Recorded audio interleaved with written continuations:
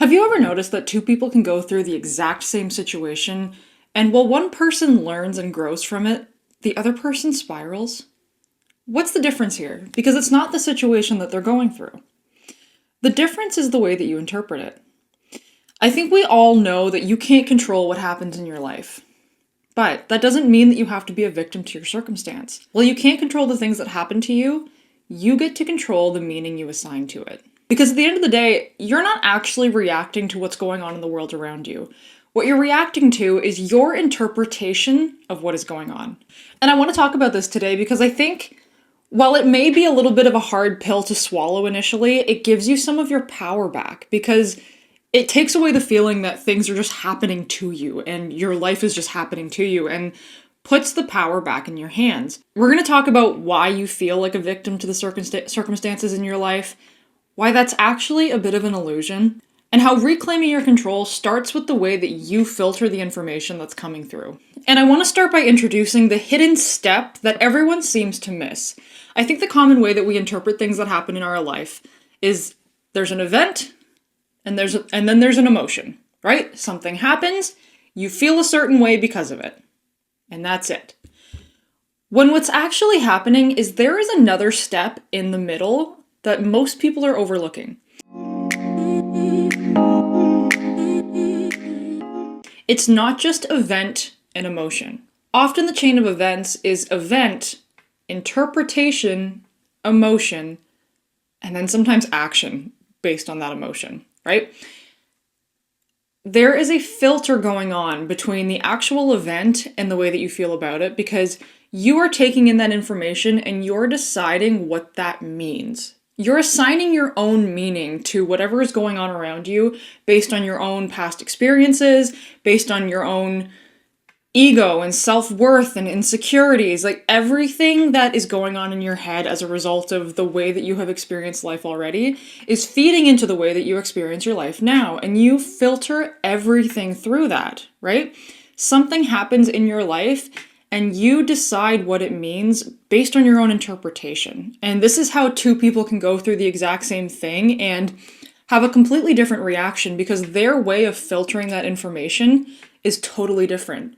And so the meaning that they assign to it is vastly different. I'm going to give you some simple examples. Let's say, for example, you're texting a friend and they don't answer you for several hours. One interpretation of that could be they hate me, or I said something wrong, or they don't want to be my friend anymore. Spiral. Or another interpretation could be this person's busy, right? They've got their own life going on. They've got their own things to worry about. Maybe they just haven't seen my message yet. Calm and collected.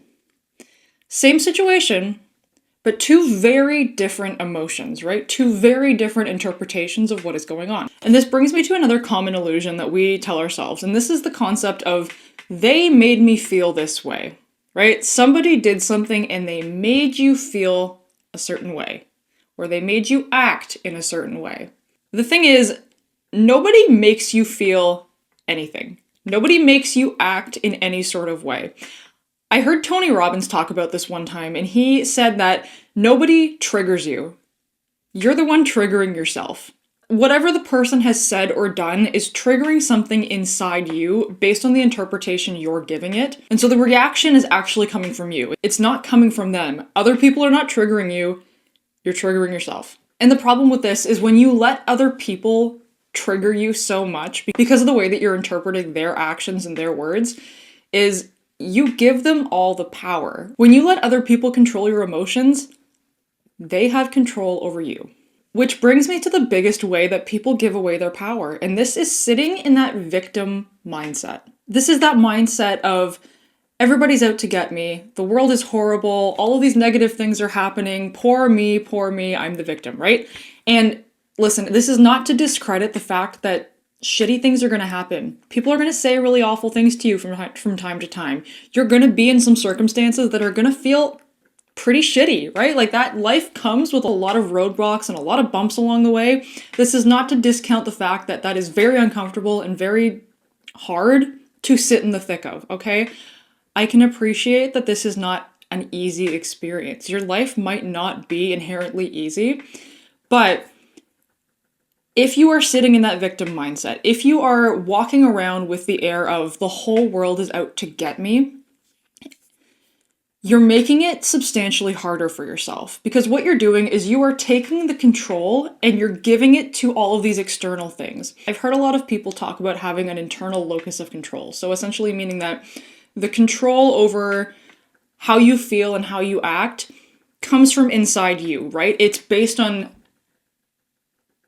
your internal dialogue and your internal interpretation, and it's not based on whatever is going on in the outside world. Because when you give the control to everything going on in the outside world, it is inherently unstable, and it's out of your hands to do anything about. And part of the reason we do this is because despite the fact that it probably makes your circumstances a lot harder, it is actually easier in the moment. Because what happens when we assign control and we assign blame to other people and other circumstances,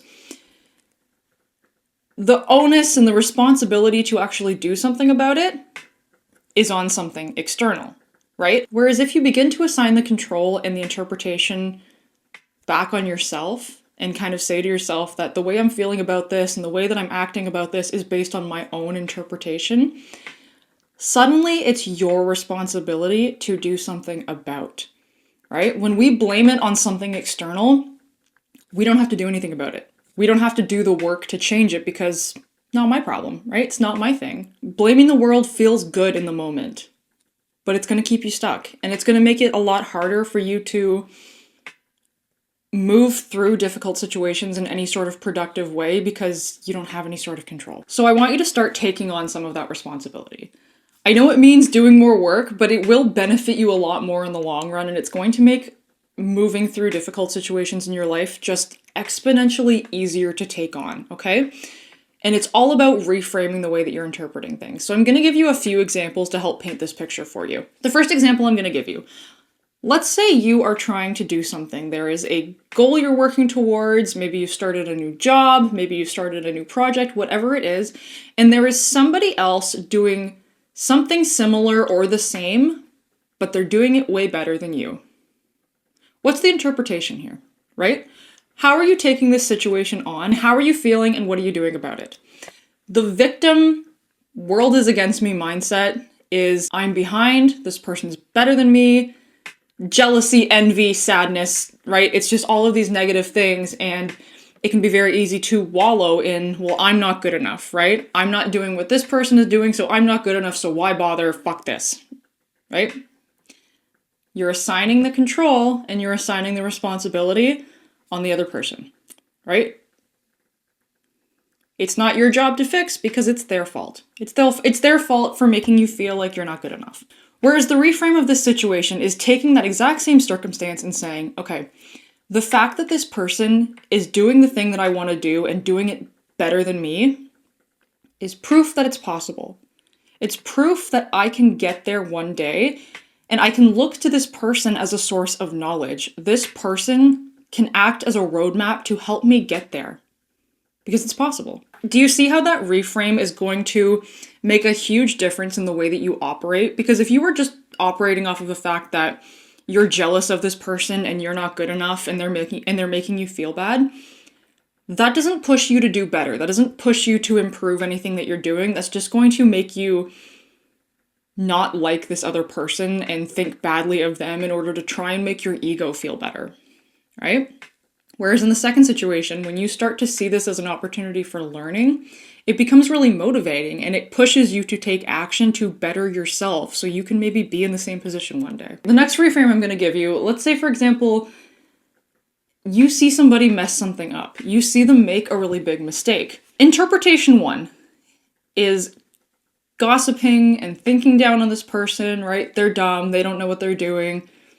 Just talking down on them because makes your ego feel really good. And when you just decide that, oh, they did this thing because they're just a dumb person, onus is not on you. Responsibility, not on you. You don't have to do anything about that, right? They're just a dumb person and that's why they messed up this thing. And then you start to build yourself up because it's like, oh, well, I'm better than this person because they did this thing and I wouldn't do that, right? You get to boost your ego and you get to take on no responsibility. Whereas a reframe to this is, okay, this person's not dumb. They maybe just made an honest mistake, because people make honest mistakes all the time. What can I learn from what this person did so I don't make a similar mistake in the future? Right? Again, take it as a learning opportunity. It puts some of the responsibility back on you because it forces you to do some thinking and do some work, but it causes you to better yourself and to shift the way that you're showing up, and it causes you to be more mindful, right? It ends up being a good thing instead of just a excuse for you to fluff up your ego and talk shit about someone. The last reframe I'm going to give you, let's say somebody gives you criticism, because honestly, people are going to give you criticism at many points in your life. Interpretation 1 is, this person doesn't know what they're talking about. This person's an asshole. This person's just trying to make me feel bad, right? Again, onus, not on you. Responsibility, not on you. This person's just an ass, so I don't have to do anything about it, right? Takes the responsibility out of your hands. You're just a victim to their mean criticism. Or, interpretation 2.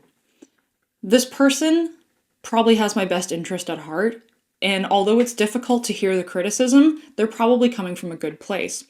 What can I take from their criticism and actually apply to the things that I'm doing so that I can better the way that I'm showing up? Right? Onus is now on you. Responsibility is now on you.